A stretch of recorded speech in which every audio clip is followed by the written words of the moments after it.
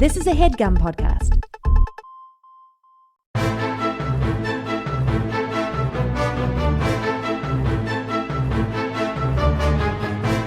Hello and welcome to The Complete Guide to Everything, a podcast about everything. I'm one of your hosts, Tom. And I'm Tim. Tim, how are you doing this week? Tom, I'm a little bit not going to be quick on my feet. I've had some whiskey. Oh, no. Before we started talking today, Tom. I had a previous engagement. Uh-huh. I drank some whiskey, and I'm keeping it going, man. Previous engagement. We're all in lockdown, and there's like a foot of snow outside. Do you think you're the only person I do this with? Do what with? A podcast? Yeah. You were on another podcast. You don't think? You don't think I have many podcasts out there? No, actually, I know you're on other podcasts all the time, and I find out about it when you like tweet about it. Like, oh, yeah, thanks a lot. I mean, do I have to? Whenever I'm on a podcast without you, I'm not. I refuse. I say it's either me and Tim or nothing. You've been on other podcasts. Yeah. That's true. We've been two-timing each other. Tom, you know what this is. We both know what this is. It's an open podcasting relationship. Yeah. Tim, if you started another show, I think I'd be mad at you, though. Yeah, that's understandable if I started without telling you about it. Mm-hmm. Especially if it was about you. If it was just like a commentary track on this podcast where you had to play this podcast, but then I would give you like a synchronization point. You would start both at the same time. And then you would hear, while you're talking, my director's commentary. It's like, oh boy, here we go again with this story. Oh yeah, we've never heard this one. Tom, you do that during this podcast. People hear your but what running I'm saying, monologue Tim, the entire time. Is I'll make it a separate podcast. That way there's two streams of monetization. I'll start my own Patreon. How are you doing this week? I'm good. I'm also, I have some alcohol right now that I'm drinking that it's pretty good, I'll tell you, but it's extremely sketchy, I find. So it's like, seltzer, the hard seltzers nowadays. Mm-hmm. So this is a hard seltzer that tastes like an old fashioned. Okay. So it's like an old fashioned in a can.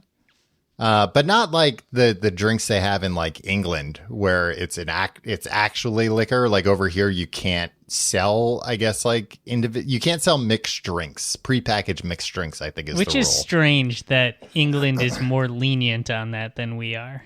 Well, we have all these weird hang-ups about alcohol in this country. Yeah, but you can put like You can put whatever you want in the food supply. Right. But God forbid you were able to buy a gin and tonic in a can. Like, yeah. No. You can only buy candy flavored beer. Yeah. And ground beef has like less than 3% plutonium in it. Yeah. But along those lines of this being sketchy, it's pretty strong, 7% alcohol. So it's not messing around. Mm-hmm. I bought this at the supermarket. You've been to my supermarket and you've seen how like sometimes they have like weird deals on things, like things that they don't carry. Yeah. They had a deal on these seltzers, 2 6-packs for $5. That's too inexpensive, right? Yeah, something's wrong with this. $2.50 a 6-pack? That's what, less than 50 cents each? It's like 40 cents a can? As a consumer, if I'm scanning the canned alcohol aisle, and I see something that's normally priced, and it's canned old fashioned, but it's not a mixed drink, right? It's in seltzer form.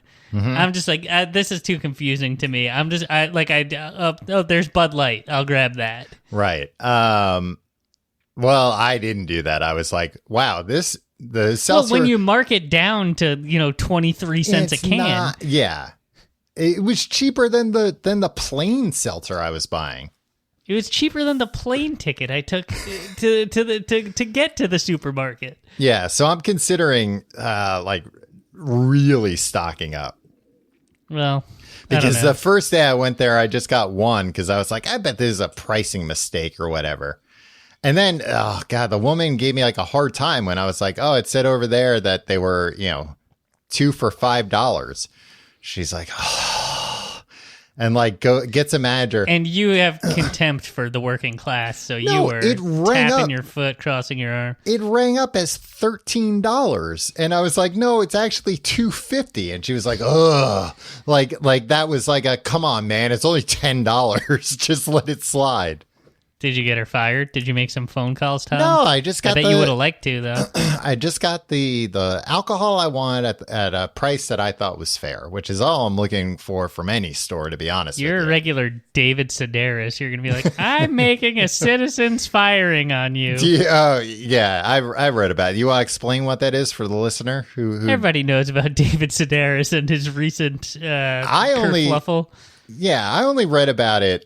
Like, I don't know, after the fact or whatever. David Sedaris is a very funny writer, very funny man. I'm generally pro David Sedaris. Right. He came out, in 2020, late 2020, during a pandemic. What was this, on CBS This Morning? He was doing a commentary or something? Yeah, something like that. I guess auditioning to be the next Andy Rooney one day. Yeah. Well, I mean, America's still waiting.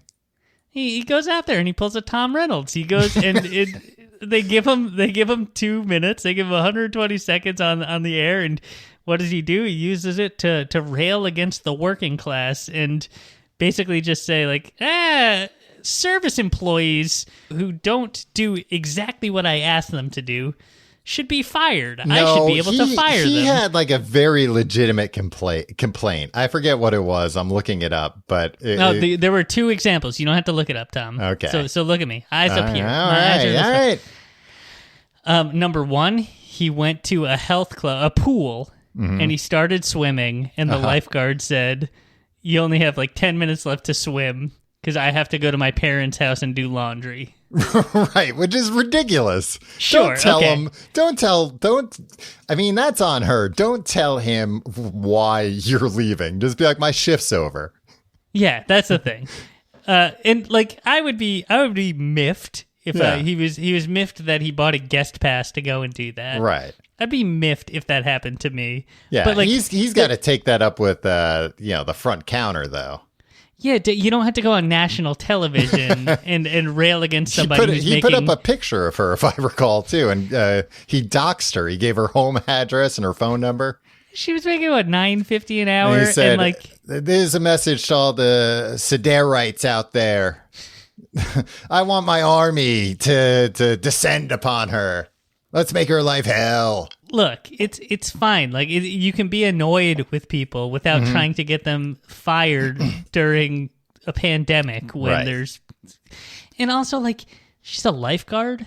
Like, she has more skills than any white-collar worker or humorist in the world. Like, tangible skills. Like, she can save your life. You know what? We should be paid. Like, in a just world, she would be richer than a David Sedaris. Well, right? I used to be a lifeguard, Tim. How come you don't treat me with that level of respect? Tom, I revere you. You know I do. Good, because one day I might save your life, Tim. And the second thing, he went and bought an expensive teacup set. And the cashier, after he bought it, was like, I don't have anything to put this in. And he was like, well, how am I supposed to get this home? And I think this is actually funny.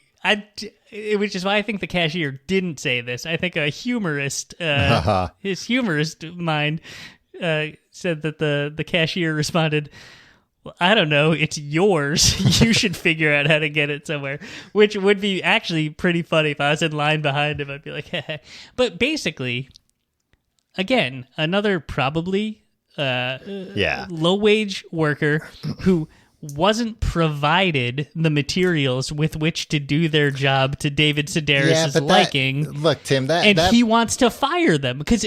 Well, hold on, I didn't explain that he thinks we should have like a citizen's arrest. A citizen's firing. If you're firing. unhappy with a service employee, you should be able to do a citizen's firing and make it so that somebody can't pay rent or lose their health insurance or these jobs probably that don't come with health insurance lose the ability to pay egregious amounts of money for health insurance on the open market. I think in that case, first off, look, this person's got a cushy job selling teacups to extremely rich people. I'm sure she gets lavish with praise all day and never has to deal with any kind of self-important customers. But I think that the coveted teacup cashier position, yeah. I think that is entirely dependent on whether that cashier knew they didn't have a way for them to take the teacups at home or not. If she didn't know, then that's not on her. If she's like, oh, I just looked and we don't have the box for these things. But if she knew and rung him up, then that's shitty. How are you going to take a teacup set home without a box? If the cashier knew and rung him up, that's hilarious. Yeah, that's also funny, I guess. And I guess, he probably, had a minor freak out in the store. Although he does seem like a guy who's like me or you. Yeah, he's probably like, oh, it's fine. Yeah, he probably completely backed down in the moment and then railed against this person in a public forum elsewhere.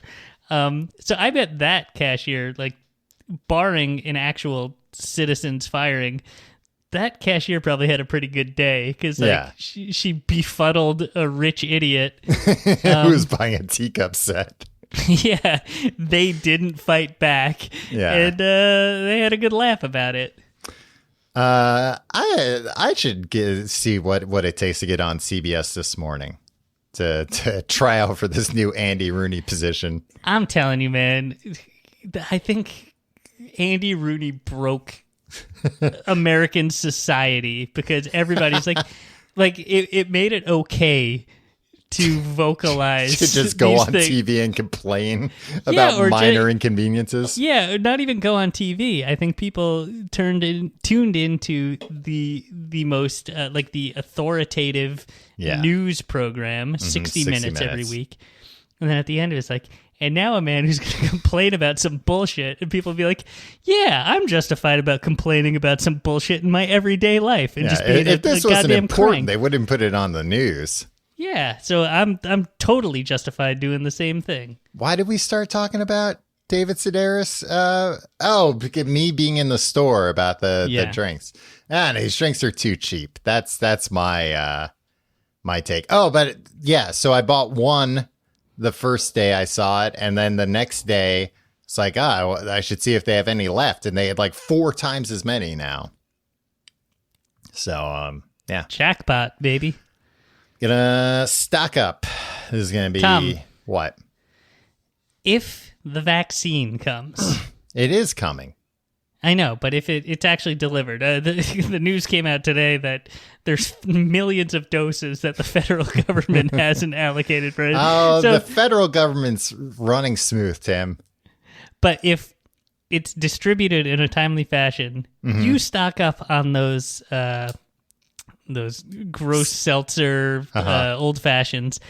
I'll continue stocking up on these Stroop waffles. We'll come together and we'll have the best post-COVID party of all time. Yeah, I thought you were going to say stock up on the vaccines and then, sell them at a profit like people are doing with the PlayStation 5s. Your mind always goes. You can get, a good return on your investment there. Imagine how much you could get for a black market vaccine. Or you could just start, once you have the antibodies, start selling your own blood to people. So you don't need a vaccine, just take some of my blood. Vampire style. Let me bite you, and then you'll be immune.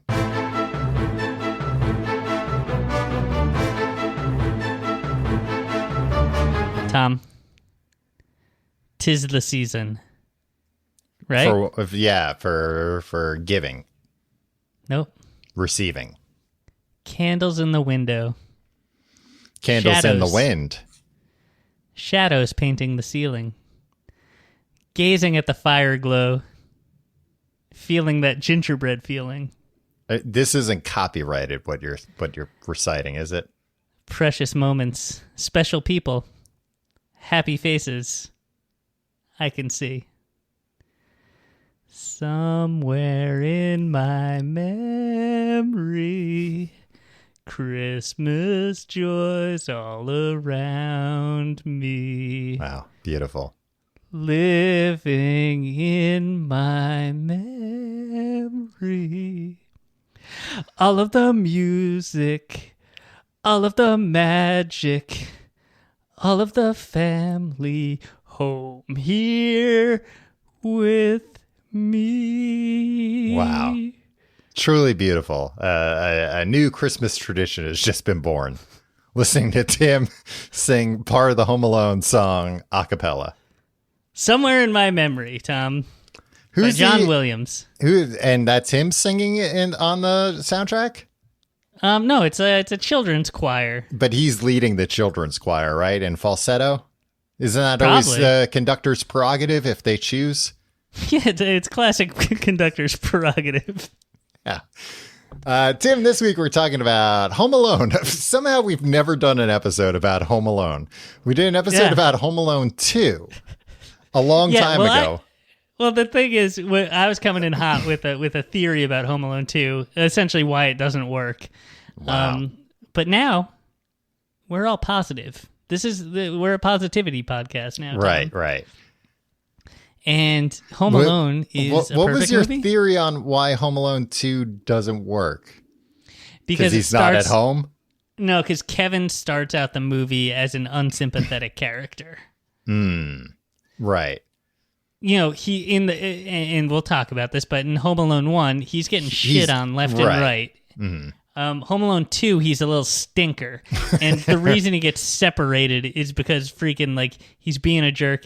And he can be reunited at any time. There's no shortage of police officers he can walk up to in New York City and be like, hey, I was supposed to go to freaking Florida with my family. Right. And here I am in New York. You can help me out with this, right? Yeah, they'd put him up in a Times Square hotel or something. Yeah. Well, they kind of did anyway, right? Yeah, in a way. Tom, Home Alone 1. Yeah. People like to cite Back to the Future as a perfect film, which I think it is. Yeah. Tom, you especially like how Marty McFly invented rock and roll and not Chuck Berry, right? That and him kissing his mother. Yeah. Yeah, you were like, score one for us in both cases, which I thought was weird. I was like, right, explain who us are. The Chuck Berry thing, but like the people that like kissing their moms? No, just people that like seeing it. Okay. Home Alone. Look, it's not like people like to point out some plot holes, right? Sure. Nowadays, there are whole websites where you can watch people kiss their moms, but back then, few and far between. You had to go to the cinema. Eyes on the prize, Tom. We're talking about Home Alone this week. Children's movie that came out 30 years ago. Came out in 1990, Tom. I saw it numerous times in the theater. I think I introduced it to you when you were in your late 20s. No, I also saw it numerous times in the theater. At least 2 times, but I think 3 times. I didn't realize when I was looking into it a little bit that it held the record for a long time because it was the #1 movie for 12 weeks straight. Which which makes sense. What broke it? Like some Chinese movie, I think it might hold the record domestically still. Wow. Because I remember, I must have seen the first time. It must have been right around, it might have been the weekend it came out. Because I remember at least the second time, which was like probably a decent amount late, probably like a month later, the theater was packed. Yeah. Still. No, it was released on November 16th, 1990. So, you know, it was over a month before Christmas. Right. And I feel like it was in theaters until May of 1991. Well, yeah, I mean, by this math, it was the number one movie going into February. So yeah, I'm sure they kept it around. They used to keep movies around a lot longer than they do now, too. Yeah. It didn't come out on home video until September. Oh no, wait, sorry. That's Ultra HD Blu-ray. I don't know when it came out, but it was an event when it came out on VHS. Yeah, it was the next Christmas, I'm pretty sure. Because that was back when, and I think that's still the case, like Christmas movies don't come out on home video until the next Christmas, usually. Which right. I guess makes sense. There's no reason. Yeah, it's like, well, what are we going to do? Put this movie out in June when on DVD when we normally would, or VHS back then, and then do a big... Just in time for Christmas in July, Tom. Yeah, well, exactly, and try and do like a big push for it then? No. So they just wait. I'm trying to remember... I went camping in July, and the campsite did like a weird Christmas in July thing, and I was probably like 7 years old. Mm-hmm. And even then, I was like, come on. And, like, they brought Santa out and gave out, like, crappy gifts to the kids at the campsite. But I was just like, why are we even doing this? It's I never understood the Christmas in July thing. What makes Christmas special, part of it, is it's once a year. We don't need it in July. We got the 4th of July in July. Exactly. Hot dogs, fireworks. Yeah, we don't need Santa. He can take the month off. Teas. Sorry, what were you saying about... home video market? No, I remember some movie years ago. It's like a comedy movie. I can't remember what. But it came out around Christmas time, and I didn't see it in the theater. So I was like, I'd like to check that out, like to rent it. And it wasn't out. It didn't come out for another year. I had to wait. It's tragic. And it was something that was like vaguely Christmassy. Not even, it might have been, I'm thinking it might have been Elf. That Elf didn't come out on video till like the next year. And it's like, oh no, I wanted to see that. Like I can suspend my disbelief that it's Christmas. I can watch a Christmas movie anytime. Yeah. I don't, it doesn't need to be Christmas for me to watch a Christmas movie. Tom, how many times do you think you've seen Home Alone? I don't know, probably dozens. I remember as a kid, I remember sometimes I would go to sleep and I would replay the movie in my head and I knew every line from the movie. Yeah. There was a time where I think I knew every line in the movie. Yeah. And I remember I read the novelization too. Oh, I own both Home Alone 1 and Home Alone 2 novelizations, Tom, and I read them to my children every Christmas. Wow, you must have quite a home library. Yeah, I have a rich home life, Tom.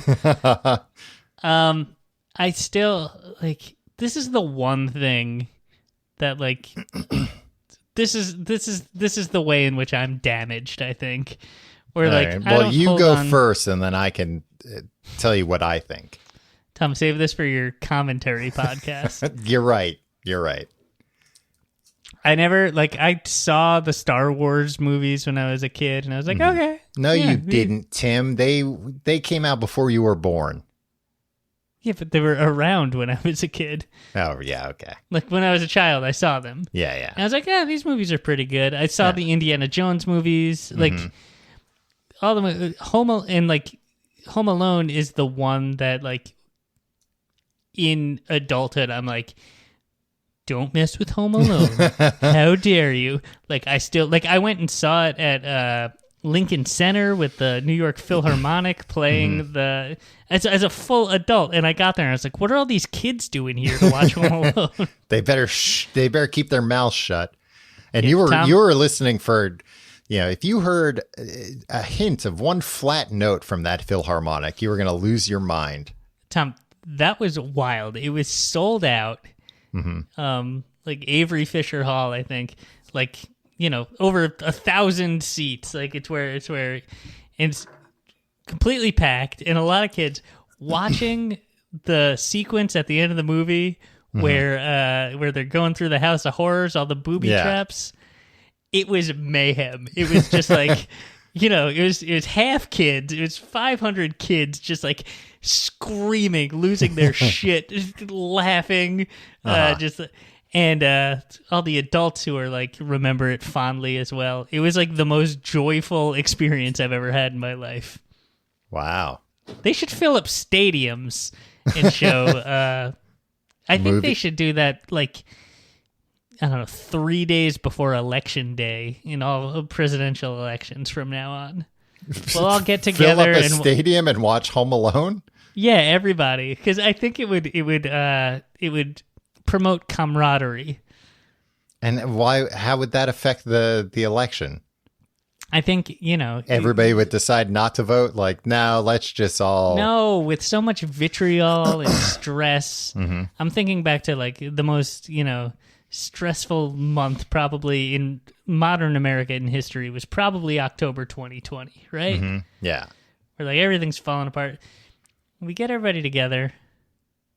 Mm-hmm. We watch Home Alone. We watch Harry and Marv get the fucking shit kicked out of them. Shot in the balls with a BB gun. Hit in the face with a paint can. Mm-hmm. They put a tarantula on their face. You tar and feather the one guy. Yeah. This one guy steps on a nail. This will bring us together, Tom. So is that your favorite part of the movie? Just the violence?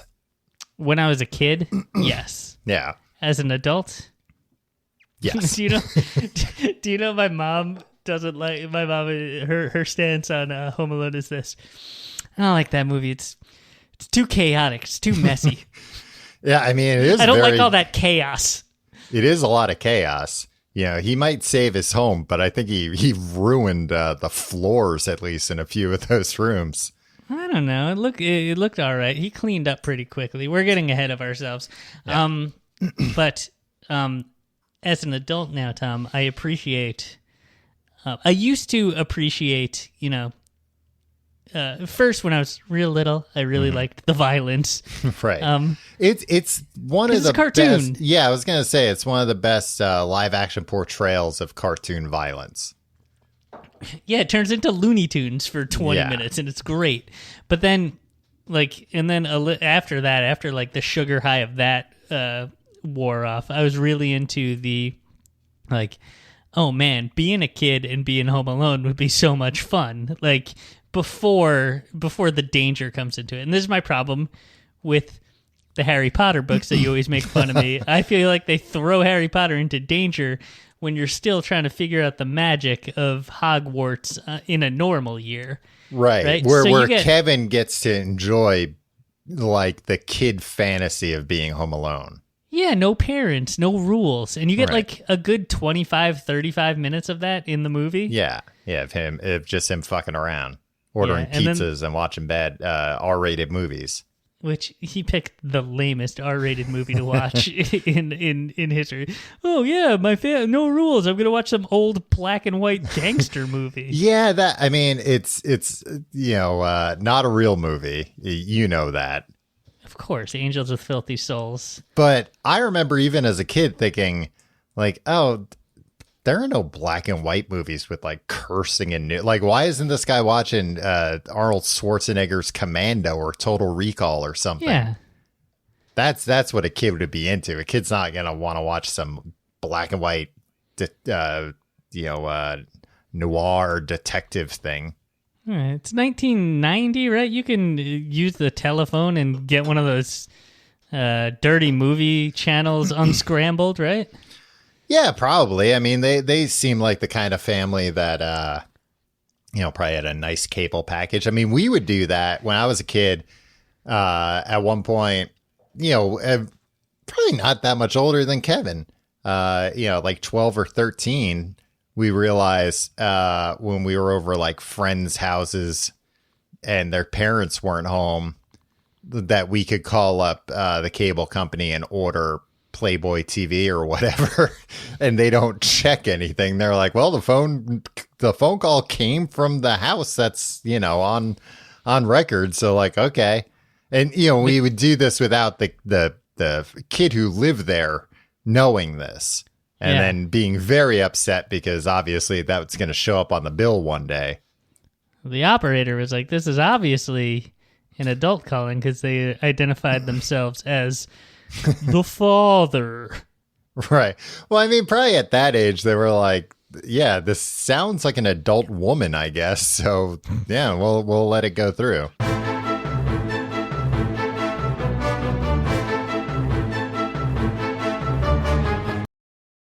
The part that resonates with me as an adult is the beginning of the film, Home Alone. Just the chaos with the whole family. Yeah. I think that, look, this movie has, it has the potential to be a lot worse than it actually is. Oh, right? Absolutely. It could be just like a real crappy kids' holiday movie. Yeah. The first, sequence in the movie where the whole family is together, the extended family, and it's the night before they're going on a trip to Paris. It's so well done. I have a big extended Irish family, and that so accurately captures what it felt like to be a little kid. Yeah, just kind of lost in the shuffle. The whole big family is there, loud, boisterous, chaos. They do that so well, and you really sympathize with Kevin in the beginning.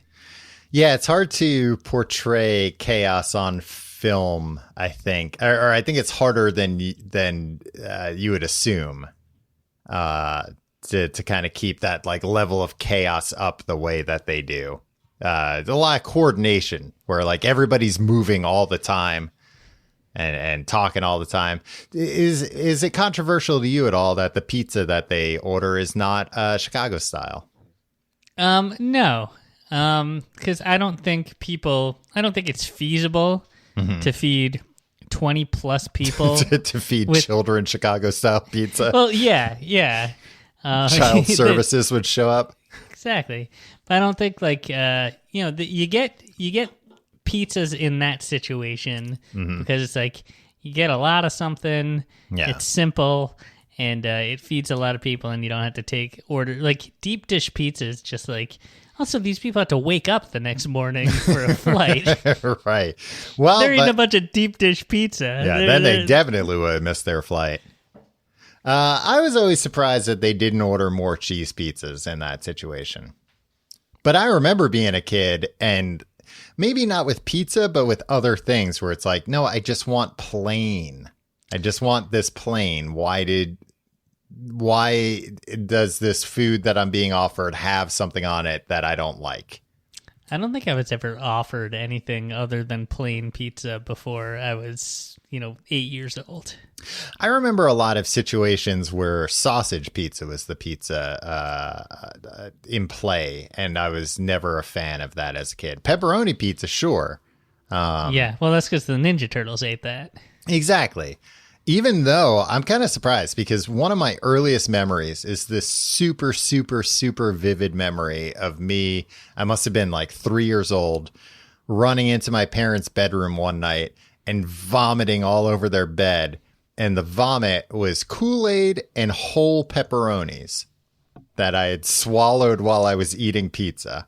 Yeah, Tom, you've told this vomiting up. No, it's so pepperoni. Visceral. As I'm telling you this, I can remember what it tastes like. I'm feeling the taste right now. The acidic Kool-Aid and pepperoni mix. I'm also thinking about how, as a 3-year-old, that was the perfect meal, pepperoni pizza and Kool-Aid. And right now I'm like, boy, I could really go for a pepperoni pizza and a Kool-Aid. So my palate hasn't changed much in nearly 40 years.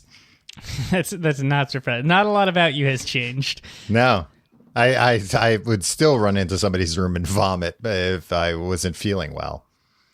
Tom, let me ask you a question that I've never heard addressed in any of it. Like, Home Alone has been having a moment for a few years, right? Yes, it's come back. Mm-hmm. They're doing to us what they did to the baby boomers, where they're just like, the stuff that you liked when you were a kid, buy it a million different ways. I know. Well, and you know, especially me and you have made fun of baby boomers for decades for all that shit, and now it's 100 times worse for us, and we're like, I don't care, I like it, tell me more things. All the entertainment needs to be based on the entertainment that I liked when I was a kid. It needs to have the same characters all grown up, but not depressing. Yeah, and things that were in the movie, I want you to start making movie quality replica props that I can buy and display in my home. So anyway, with all the Home Alone discourse, I don't hear anybody talking about this. Do you believe there's any supernatural element to the situation that Kevin finds himself in? No. Do you? It's something that I didn't pick up on until maybe my 45th or 46th. No, just this scene. Remember one of the best scenes when Kevin gets in trouble after that chaotic scene where they're eating the pizza in the beginning. Catherine O'Hara, his mom, brings him upstairs and is like, now go to bed, right? Yeah. And she says, just stay up there. I don't want to see you again for the rest of the night. To which Kevin responds, oh, wait, first he says, like, I am upstairs, stupid. Right? Idiot. I think he calls her an idiot. Yeah. That's a good one.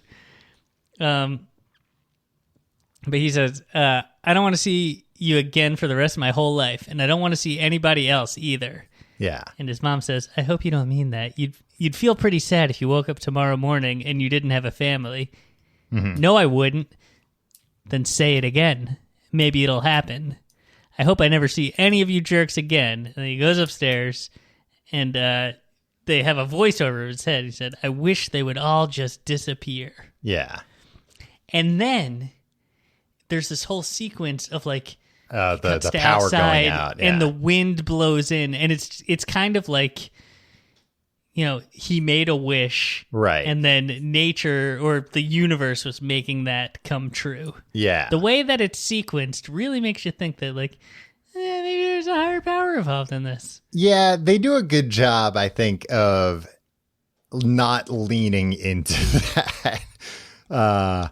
Which is cool. Yeah, but also if you watch it from that point of view, like he makes a wish and then the wish comes true because she says, "Say it again, maybe it'll happen," and he like makes a conscious effort. Like you see him, and then you're like, "Oh, does Catherine O'Hara is she part of witch. A coven? She's a witch of witches? Yeah, of course. Right. Well, why couldn't she, use her powers to get back sooner? They don't have brooms in France. I remember somewhat recently learning that Catherine O'Hara was younger than I am now in that movie. Oh, and that really depressing me. But then watching the movie and being like, Catherine O'Hara is kind of hot in this movie. Yeah, Catherine O'Hara, she's a cool lady. I mean, but it was like it was a weird feeling of like, as a kid, I never thought that because it was like, she's a mom in this. Yeah. But it made me, it made me feel better to feel. She's a mom. Give me Anna Klumsky. Feeling weird about like, she's, I'm so old because I'm older than she was in this movie, but then watching the movie and be like, you know what? She doesn't look that old in the movie though. And guess what? I also think it's like, well, I guess she, the two of them must have started pumping out kids like right after college or whatever to have, because how many kids are in the immediate family? Buzz, it's sister. Unclear, right? There's Buzz and a sister, at least, right? Right. So I think Buzz is very clearly the oldest. Mistake? in that. No, I mean they should have. They should have stopped after Buzz. They should have been like, "We got a bad one." Yeah, but maybe they were try like, again for we'll double down. Yeah. But imagine they got think about how Buzz. hellish their lives would be if their only child was Buzz. Buzz was 13 years old. Okay. I was going to guess about that old. Catherine O'Hara was 36, so that meant like 23. Yeah. That means she would have had him in the late 70s, 1977. Having a child at 23. I don't know. The probably average age was probably 24, 25. Yeah, that's what I'm saying. Like, right after college. Daniel Stern plays Marv in the film. Yeah, I'm aware. Was 33 years old when this movie. Tom, I told you how this how old were they then website has ruined my life. Yeah. You put any movie in and it just tells you how old. And look, I don't think I'm ever going to act in a movie. That's not what this is about. It's not like, oh no, my acting career. It's just your perception of. But I find lately that mostly happens when I just don't think about it. Like if I think about it for a minute and I'm like, well, how old did I think Marv was? Yeah, exactly. And it's like, I only thought he was older than me. And that was the case for a very long time, for decades. But now that is no longer the case. It's like, I didn't think Marv was 50 years old in that movie. I think I assumed when I was a kid that all adults were, the baseline, like pretty much 50. Yeah. No, but I remember as a kid, like, you'd meet somebody and they were like 25 and you're like, oh, Jesus. A little long in the tooth, buddy. Yeah. Yeah. Old man Marley, Tom. Mm-hmm. Played by a guy named Robert 28. Blossom. No, I mean, I thought he was 90 in the film. He was right. 66. Okay. That checks out. And they grizzled him up a little bit too. That's what I was gonna say. That's what you want, because they wanted him to be intimidating looking too. Like they didn't want him to be too frail. Right. And like he was old enough to be Kevin's grandpa. So yeah, that all checks out. Who else? Pete from Pete and Pete was in it. I always forget that. Yeah, he was a cousin, right? He wasn't a brother. I don't think so. Vulture recently did a thing where they ranked all the kids in the family and tried to, and they did some deep research into who was related to who. Yeah, but some of it was inconclusive. I feel like all these people are probably on Twitter, and you could probably reach out and just be like, "Hey, whose kid were you supposed to be?" Like they probably told you on the movie. Did they though? Yeah, I think there was. I read a thing recently with. I forget if it was Kevin's older sister or a cousin, but it was like an interview with her as an adult, and she was like, "Oh yeah, the movie's really fun. Like everybody just kind of goofed around." And she talked about, I think it was, I forget his name, the actor who played Kevin's dad, who passed away. William Hurt? Yeah, that she John like Hurt. John Hurt. I'm sorry. You're thinking of William Hurt. Yes. That guy is a weird guy. I just watched Broadcast News. Mm-hmm. He was like a sex symbol. That guy was a doof. He's also no longer with us, Tim. So be really? respectful. Yes. Somewhat recently. I'm sorry. The past few years. Well, you know what? You're making a lot of gaffes, and it's damaging to my reputation. Tom, William Hurt is alive and well. He's 30. What? He's it's a 70 Christmas years old. miracle. Oh my goodness! Wow. In my head, I was making a wish that I wish William Hurt were alive again. Wow. And in my reality now, and everybody listening, it's always been that he hasn't died. Yeah, but before Thanks I wished that, Christmas it wasn't. Wish. Yeah, I mean, honestly, in retrospect, I wish I hadn't wasted the wish on that. But, you're welcome, William Hurt. But the woman, I think she played Kevin's older sister, said like she ran into him once, like, as an adult. And she was like, "Oh, you probably don't remember me, but I played your daughter." And she was like, "Oh, he was like the nicest guy." Like, and she said she remembered him being nice. And she said it was just like a very fun movie to work on. Yeah, I bet. Yeah. I mean, maybe not for Harry and Marv, who they really went through the ringer. Well, but you think about like those kids, they probably worked like a week on that. And then it was like, yeah. And like the whole time it was just like, they were like, just be crazy kids, just run around yelling and stuff. Yeah. And then they went away, and then they wound up being in, one of the biggest movies ever.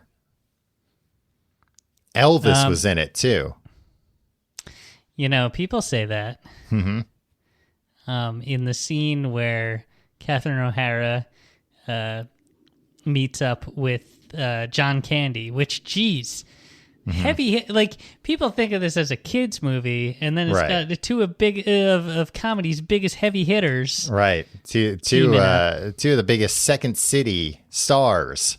Yeah, but she's trying to buy a bus ticket or something, right? And the buses, she gets off the plane and she goes to the bus station, and there's a storm, so they can't get.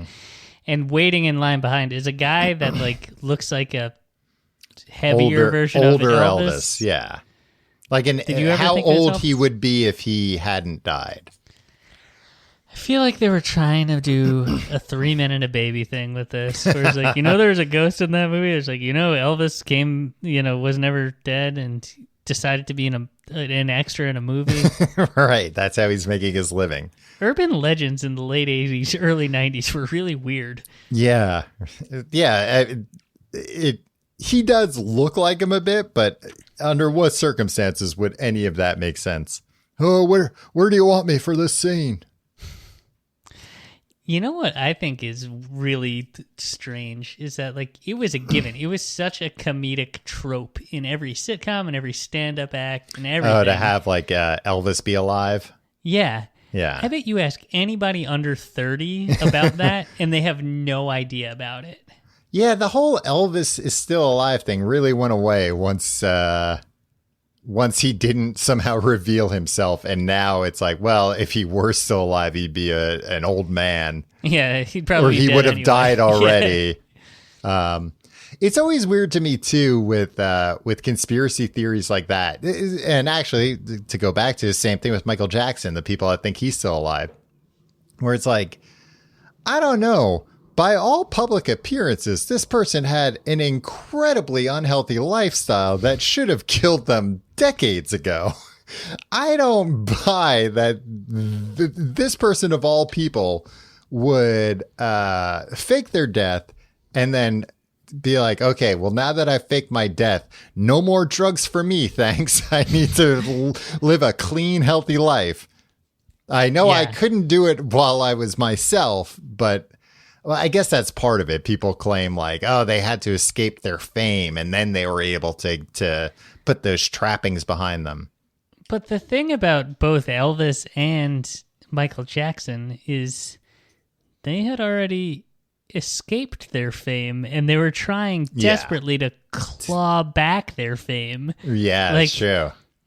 Michael Jackson could have just barricaded him at the Neverland Ranch and become a hermit, and and just lived off nobody Beatles would have royalties. Been clamoring in 1998 for him to be like, no, put out another record. We loved the half a disc of new material that was on History with some remixes. Yeah, like, oh, we're clamoring, please release your hot new single, You Rock My World. Hey. Hey, Tim Brando was in that video. Would Brando have been in that video if it weren't a good song? But same thing with Elvis. And Chris Tucker? He was washed up, and then he did his comeback special. Right. If he didn't want to be famous, don't do the comeback special. Right. Stay, not come back. Right. Yeah. I mean, yeah, none of those things make any sense. Yeah. But John Candy, who nobody claims faked his death, only worked one day on this, but it was a 23-hour day. They always say, like, John Candy only worked one day on this. He's in 2 scenes. He's on screen for like 4 minutes. It's like, oh, I thought he filmed it in an hour. Yeah, I thought he might have done 2 days just because they were different setups. Yeah. So it seems like they kind of hustled to like get that to work. And it must have been that he was working on something else. Why he couldn't why they had to squeeze all of it into one day like that. But you don't watch Schitt's Creek, do you? I've seen a lot of it. Yeah. Just because thinking about Eugene Levy and Catherine O'Hara, like whenever I watch that show, I'm always like, it's gotta be weird. These two people have known each other since they were like practically teenagers, and probably similarly with Catherine O'Hara and John Candy. Or it must have been a nice day on set for her. Like my old friend John Candy's here. Yeah, especially when they're in the back of the van and just riffing. Yeah. That is the funniest sequence when John Candy was talking about leaving his kid at the funeral home. Yeah. Yeah, there's like a weird, because that kind of comedy isn't elsewhere in the movie. And man, I don't know, John Candy, extremely underrated. Like he had a very specific type of humor. And whenever he popped up in anything, like it was always just great. It was always just so funny. And there's just never been a guy like him before or since. Yeah, there's never somebody like who you're just like joyful when you're like, oh wait, this guy, he's in play now. Yeah. Anyway. Hey, John Candy. Did you know? Well, go ahead. I have more trivia if you're interested. Yeah, let's hear some triv. That's what I call trivia now. Triv. Well, so I was looking into like some of the things I don't know. And, you know, you look at these articles. Oh, we don't have time for that, Tom. Well, nearly enough time. About the movie. And, you know, after I got done yelling at a website again where they're like, did you know Kevin's dad actually throws out the plane ticket? It's an Easter egg. It's like, there's a fucking close-up showing his ticket soaked in Pepsi with his name written on it. You see his dad throwing it out, and then when it's in the garbage, there's a close-up of it actually going in where you see Kevin M. written on the ticket. This is it's very much. Thank you, Tom, for bringing this up. The kind of Home Alone renaissance is introducing it to new generations has a lot of this stuff where it's like things you never noticed. But I'm sure you're aware. Did you know in Jurassic Park they made those dinosaurs? Are you aware of the tweet and corresponding article? I'm shook. I'm paraphrasing. I'm shook. I just found out that the mom in Home Alone is the same lady from Schitt's Creek. What the fuck? Like, yeah, obviously. It's Catherine O'Hara. She's a famous lady. Yeah. I just found out the guy in Meet the Fuckers is the guy from Taxi Driver. Yeah. Like, oh my God. It's an actor who's been around for a long time, and like they got older, but they don't look that different. And like, I mean, Catherine O'Hara, like, yeah, so when she's playing Moira Rose on Schitt's Creek, like that's a very over the top character, and I'm sure Kevin McAllister's mom is closer to what Catherine O'Hara is like in her everyday life. But it's I'm like, sure she's a better mother than that, Tom. Well, yeah, well, it's a pretty low bar. But it's like, yeah, this person's a very talented actor. They can inhabit a role when necessary. Did you think the person who played Moira on this show was just like a weird eccentric actress that they found who had been obscure for? She's not even an actress. It was a documentary, I think. I was not aware of that tweet, and that infuriates me to no end. Yeah, I don't like when they present it to the world as like, look at this information that I've uncovered. Yeah, and I couldn't believe it, and I know you're extra not going to believe it. Yeah. However, there are two pieces of trivia that I did not know. The first, speaking of Bobby, that Robert De Niro and John Lovitz turned down the role of Harry before it was offered to Joe Pesci. If I were Joe Pesci, I'd be offended about 50% of that sentence. Right. Like Robert De Niro, I get. And then it's like, you hit up Robert. Hey, you went to Lovitz first? you went to that fucking... Is that your Joe Pesci? That's my Joe Pesci. It's pretty good, right? Yeah, it's not bad. John Lovitz? You went to this guy? That's good. That's a good one. Thank you. I mean, you hit up Bobby De Niro about 2 decades too late. If you went to him now, like, hey, De Niro, you want to be, too early.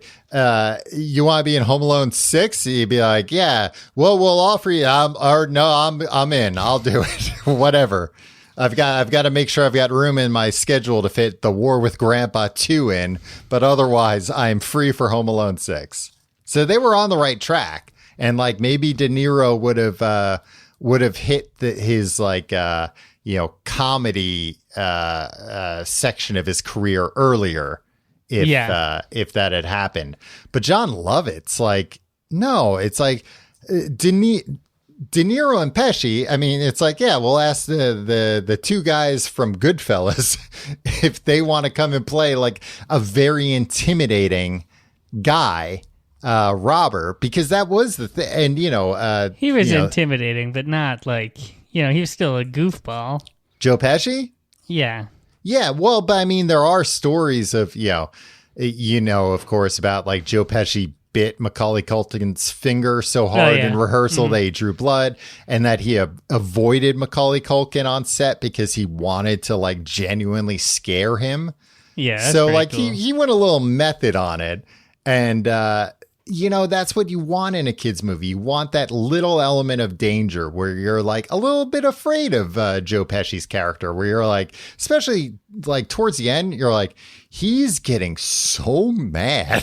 Like, I don't know what this man's capable of. I know up until he is going to kill. Marv wouldn't, but Harry would kill. You believe that he wants to kill him. Kevin. And it's like, I understand up until this point, the violence has all been cartoon-like.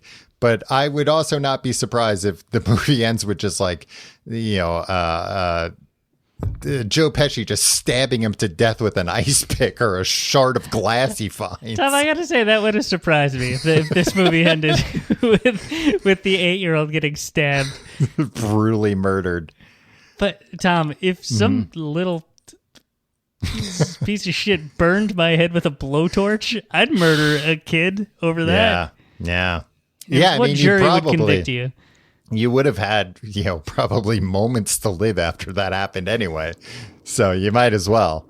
The other piece of Home Alone trivia that surprised me, and which makes a ton of sense in retrospect, is that the Daniel Stern vehicle, Bushwhacked, was originally intended to be a spin-off from the Home Alone series.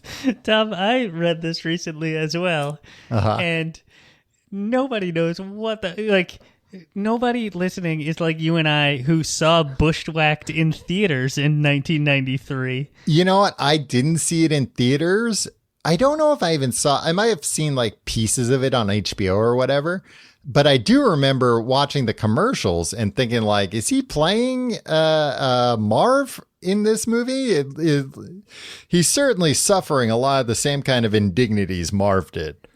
Yeah, I think they might have even filmed that movie as him playing Marv, and then when they couldn't get the rights or whatever, had to redub some lines. Yeah, I'm curious. I would be interested in maybe revisiting Bushwhacked to see if I could pick up on where it was supposed, because he was supposed to be like a criminal who had just gotten out of jail. And I was like, it makes a lot of sense. As a friend, Tom, I can tell you it's probably not worth revisiting Bushwhacked. I don't know. It might be a whole movie of just him getting hurt. This I gotta see. Tom, this is a bummer because we're at time here, and we have so much more to say about Home Alone. I mean, you don't. Right, I'm out of things. You're out of things. Next week, Home Alone 2, but not the movie Home Alone 2. Part 2 of this episode. Tom, that will be the title. I think I could find enough information to do 6 months of episodes on Home Alone. Okay. Well, look, if you want 6 months of Home Alone episodes, sound off in the comments. Let us know. Yeah. Send us an email. Yeah. Or tweet at us at Complete Guide, or post on Facebook, facebook.com/Complete Guide, or post on our Reddit, tcgte.reddit.com. You can also follow us on Instagram at tcgte. You can follow me on Twitter and Instagram at Tom Reynolds. You can follow me at Your Pal Tim. If you want to email us, the complete guide to everything at gmail.com is the place to do it. You can also check out, if you want to support the show, our sponsors, also check out tcgte.com/merch. By the time you're listening to this, there may be new shirts available, new designs. There should be, but I don't want to say what they are because they might not be available yet. But hey, look for yourself, tcgte.com/merch. Hey, people have posted themselves wearing some of the merch. Oh, have they? I haven't seen that yet. Oh, yeah. Awesome. Also, patreon.com/complete guide, where you can find Books the Podcast, the only podcast about books. This week, I am reading the last part of Nothing Lasts Forever, the book Die Hard was based on, speaking of Christmas movies. And next week, Tim will be watching the movie. I'm going to watch the movie too. But hear what the book was like before you watch the movie. Save yourself a $17 movie ticket, perhaps. Patreon.com/complete guide. Tom, where does Home Alone fall in your favorite movies of all time? I don't know how high it would fall in favorites, but it's way up there as far as Christmas movies for sure. And as far as like movies that if I'm flipping around and it's on, I'll almost always stop and watch it. And I almost definitely watch it every year, I think, too. Yeah. I watch it every year. I think it might be my favorite movie. Wow. Like, what other movie am I going to willingly sit down and watch dozens of times? You said you've watched the theatrical cut of Justice League dozens of times. Oh, yeah. And you know what? This Snyder cut, why are you going to improve on perfection? Yeah. Why even try? How are you going to do that money down the toilet that you spent fixing Henry Cavill's mustache? Yeah. There's perfect movies, and then there's Justice League. And to go back and say that, there's going to be a better cut of this, I'm skeptical. It's disgusting. It's really disgusting what he's trying to do right now. Yeah. Hey, that's Joss Whedon's movie. Leave it alone. Yeah, everyone loves Joss Whedon. Great man. I don't you've heard about like Warner Brothers investigated him recently? Whedon? Yeah. No. Because Ray Fisher, the guy who played Cyborg, was, like had allegations, but apparently like they just asked Gal Gadot in an interview because she's doing press for Wonder Woman. And she was like, I support Ray. I think what he's doing is great. She's like, I have my own issues with him. I brought it up to the higher ups and it was dealt with at the time. But like no further. It's like, what was this guy doing to all the like, freaking stars of this movie that he like walked into to take over? I don't know. He's going to be run out of Hollywood. I always thought his name was Josh. What was I saying?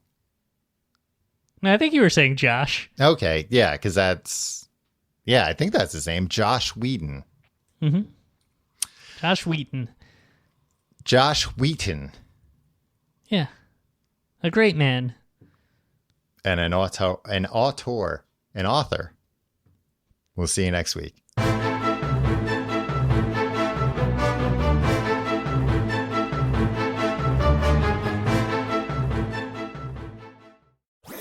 That was a HeadGum podcast.